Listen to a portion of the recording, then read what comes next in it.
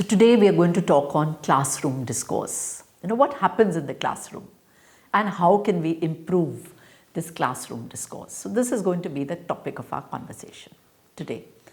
More a talk by me, so it's more a monologue, but it's all about classroom discourse. So what are we going to do today?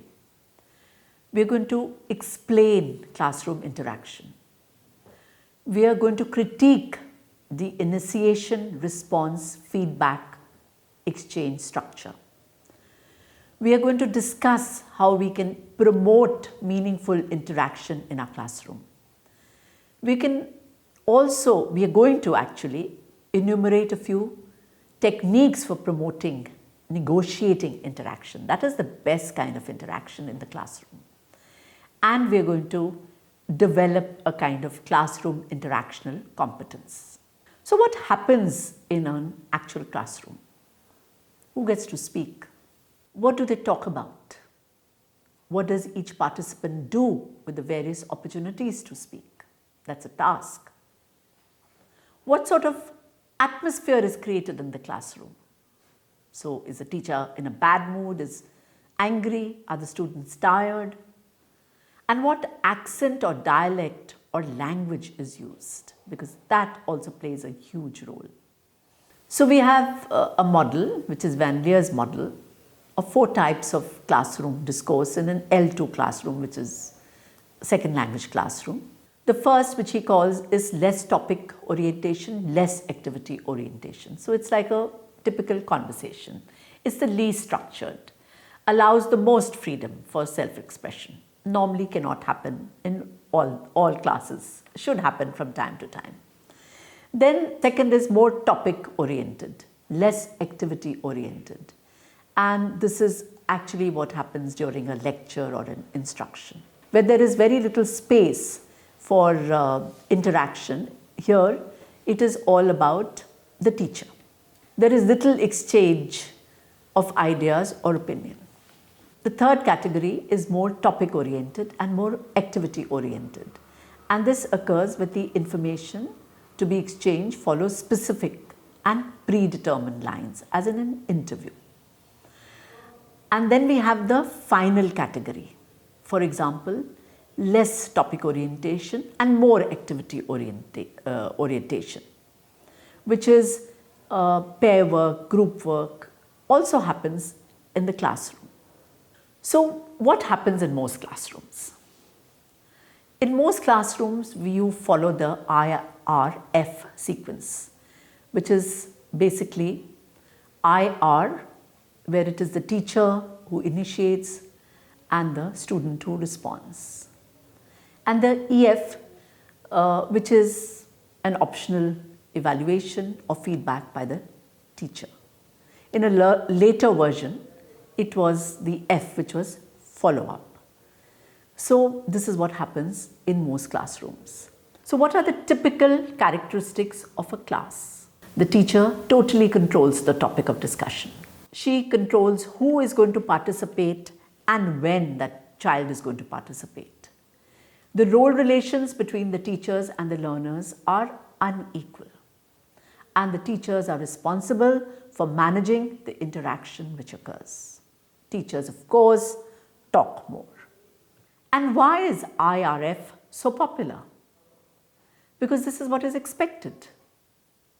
This is how all classrooms have been characterized. It's a question-answer routine. And the teacher also wants to make the learners feel good. So she gives feedback from time to time, and the student is made to feel important and necessary.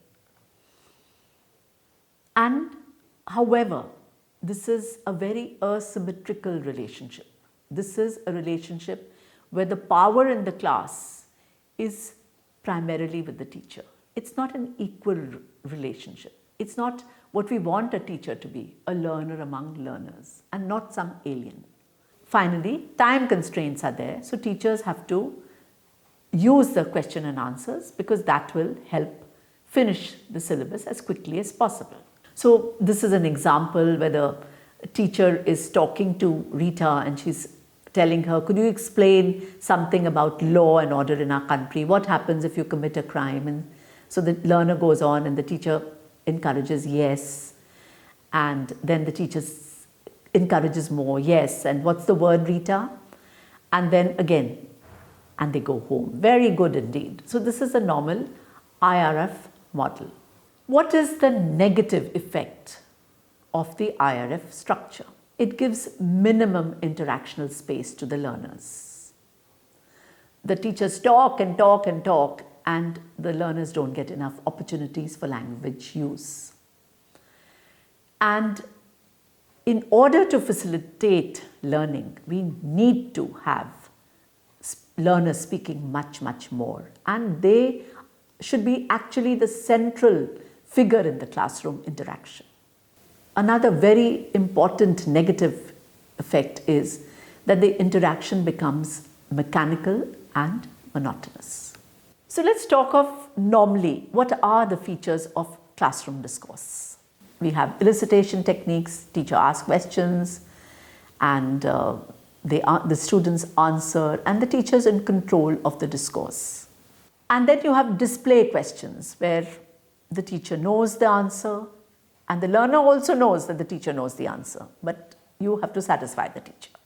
Then you have referential questions, where genuine answers, real answers are required. Then you have closed questions, which is either right or wrong. You have open-ended questions, which allow for more than one opinion, more than one correct answers, and that's a good way. And of course, when you want to fact check, you have these factual questions where the teacher determines if the students know the facts. And then we have another set of questions which are proposed by Bloom. Knowledge questions like, where is the Gir forest? Comprehension questions that ask for understanding. So what does the author mean by surrender value? Application questions, which involve using one's understanding. How does yoga help build concentration? Analysis questions. In what ways is a solar heater better or worse than an electric heater? Synthesis questions. What can we do to make roads safe for visually challenged people? This requires some thinking. And then, of course, evaluation questions. Are large dams the best answers to water and power shortages? So analysis questions, synthesis questions, evaluation questions, these are good questions that should be asked from time to time. Another very important concept, that is wait time. Do we give enough time for the students to answer, to think? We don't. We give insufficient time, and research has shown them that we don't give students time to think about their answer. And so you never get well articulated thought or adequate thought, and you get lesser participation and lesser quality of classroom discourse. So what would increase in wait time help in? It would help in increasing the average length of student response, and all this is well researched. You would get a number of speculative responses, and that's what you want. You'd get student-initiated questions. You'd get student-student interaction, very important. You'd get statements and responses that are based on inference. There'd be more interactional space. There will be more thinking or rehearsal time. Very, very important. Then this is another thing that teachers do, and this is not such a great thing, which is that this is known as teacher echo, that the teacher repeats themselves or they repeat the learner's contribution. It has its uses. It amplifies a learner's contribution for the rest of the class. It confirms correctness. It acknowledges the relevance of an utterance. So overused teacher echo can disrupt the flow of the discourse and reduce learners' interactional spaces. But if you reduce echo, It facilitates learning opportunities. It gives a sort of positive energy to the class. So there's a free flow of discourse, just as in extended wait time. And it allows for a lot of more interaction between the teacher and the students and between the learners themselves. So please, teachers, reduce this echo. Then repair, that's another strategy. This refers to error corrections. And this could be direct or indirect. Direct is when the teacher overtly corrects. For instance, a student may say, my brother likes bikes. And the teacher says, not likes. He likes bikes. Or indirect, for example, my brother likes bikes. Your brother likes bikes, student says. You're talking about your brother, he. Then the student has understood, likes bikes. So you are pushing the student to come up with the correct answer. Then there you have formed focus feedback. So it would be, I am belonging from Delhi. This is very language centered. I am belonging from Delhi, student will say. And teacher would give the correct answer, I am from Delhi. Not the Delhi, not am belonging. Concentrated totally on the language part of it. Then there is content-based feedback. So the student says, during summers I go my grandmother's house. I like spending time there. What do you do there, teacher says? I like play football and listen stories of grandmother. And the teacher accepts it. Okay, that's interesting. Grandmother's stories are always interesting. Does your grandmother make up those stories or does she read them from a book? So she's interacting, she's getting more language out of the students. Another thing that teachers should do is modify speech for learners. Because remember, 2/3 of classroom discourse is all about learners. So the first thing is we need to modify our speech. Because if the learners do not get the input that they can understand, they are not likely to progress. And there is then a strong influence of teacher language on learner language.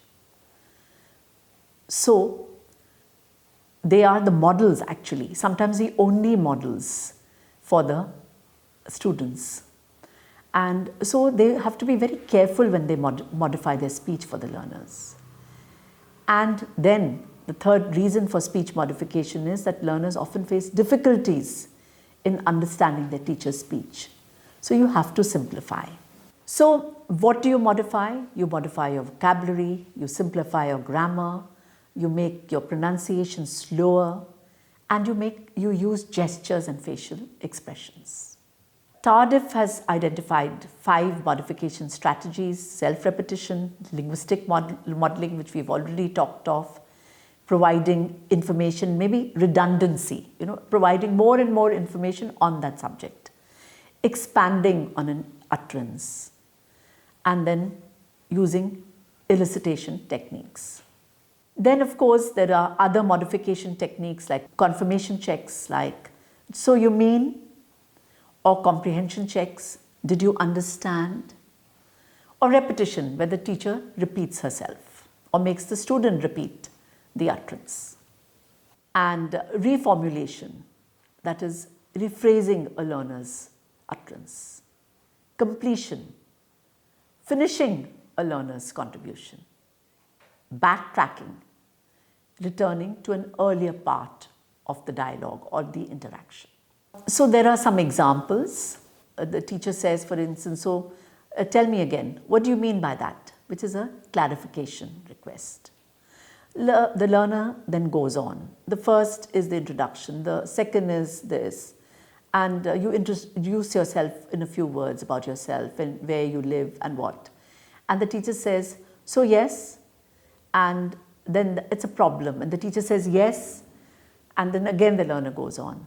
And then she backtracks and says, so can I ask you, why did you write it in your head as you have said it a while back?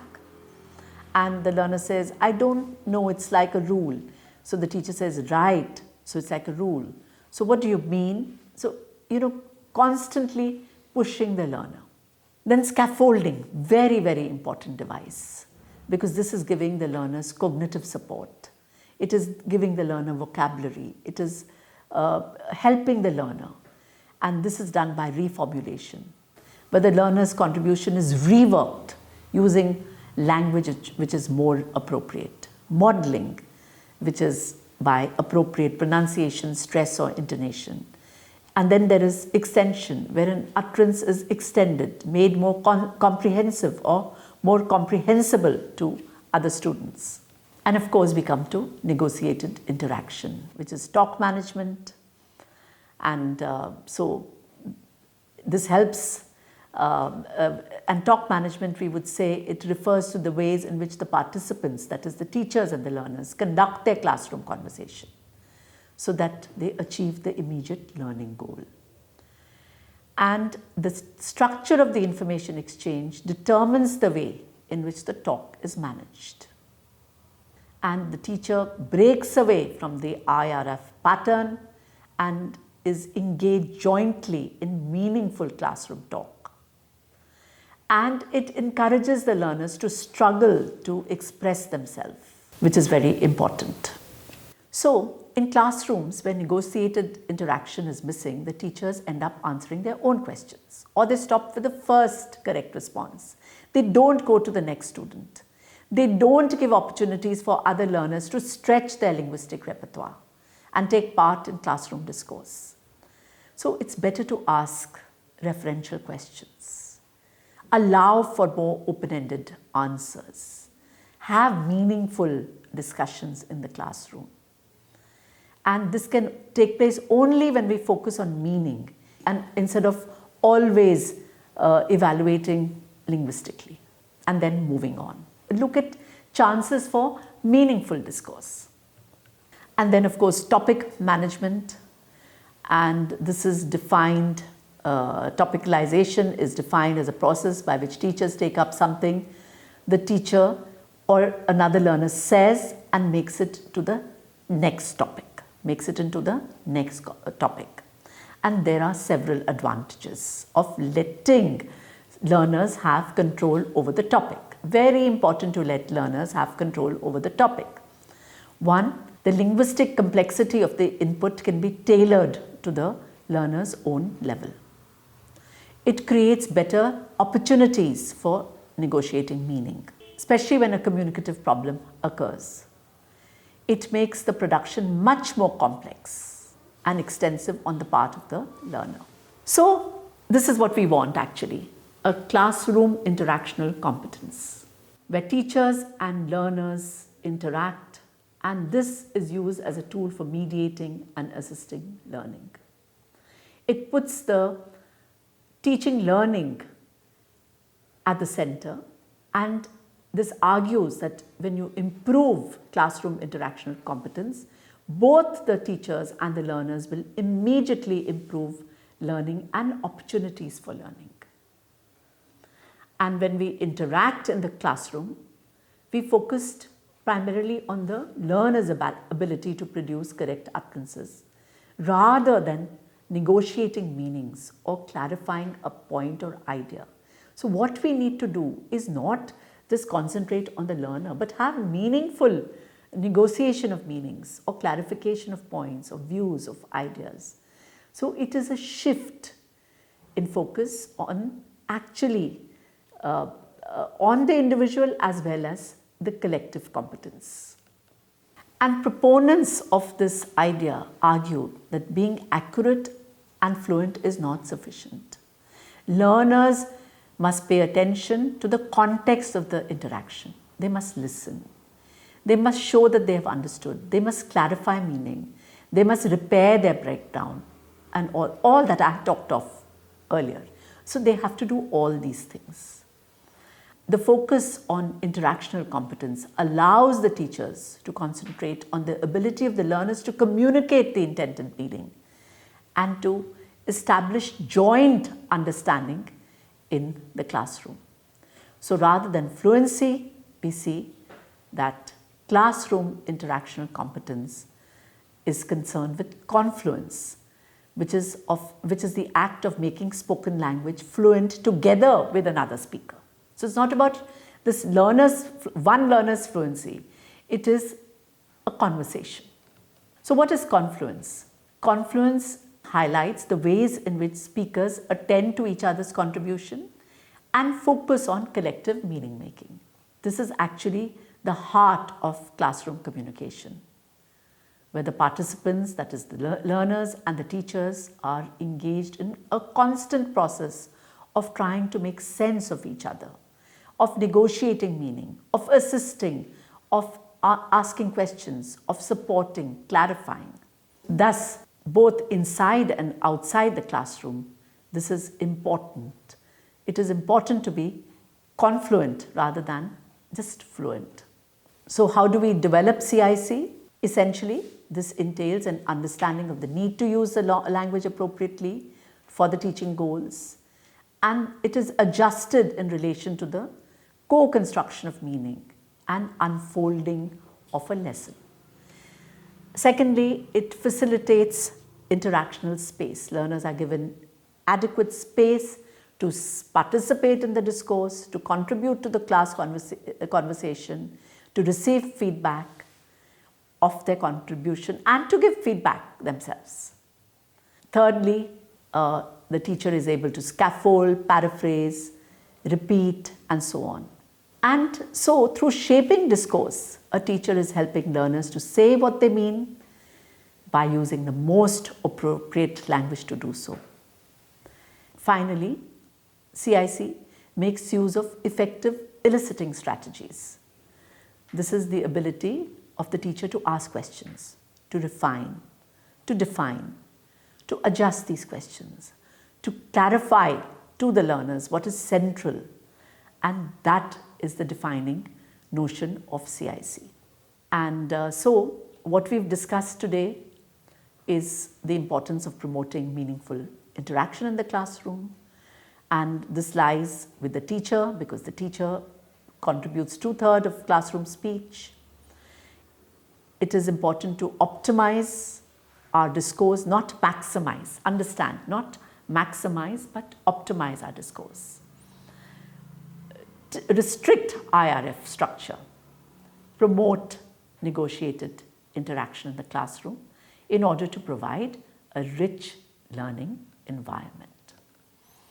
Not accept the first learner response, but push learners to express more clearly.